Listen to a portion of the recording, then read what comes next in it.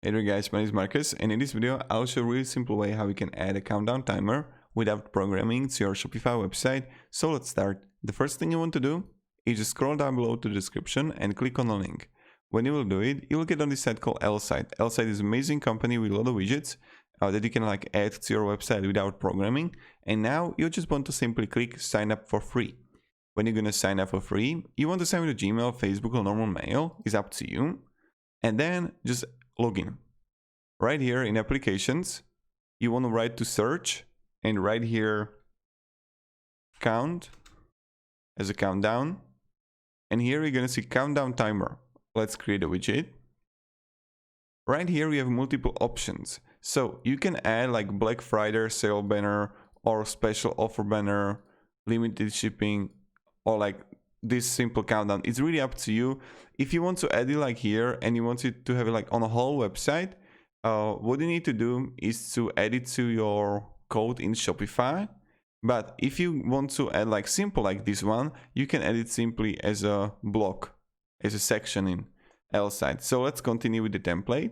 Now we can have a type, start to finish, remaining time, count per visitor.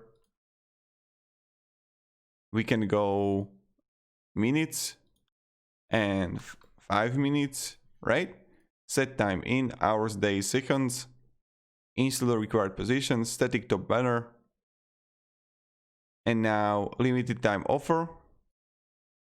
Button, I can delete it or have it, again up to you. What kind of style you want, and advanced. Now when we got it, let's just click here, save. Right after you do it, you need to choose a plan. If you're starting out with your website, go with the light version, but if you're gonna have 5,000, 50 or 5 million, go with the basic pro or enterprise. Or you can have like annual account, again up to you. Now, let's copy the code here that we got, it's generated. And now just click here, add a section. And then add a custom content. Okay.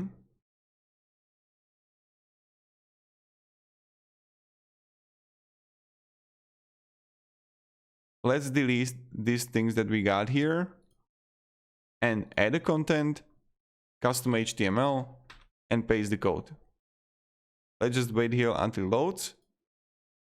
Change the container width to 100%, and voila, here we got it. So this is how you pretty much do it. Also, I recommend checking out all the applications that you can buy and what you can do too. So thank you very much everybody for watching. Let me down below in the comments if you have any questions. If this video was helpful, you can support me and subscribe. You know how it goes. So yeah, thank you very much. Have a great day and goodbye. See ya.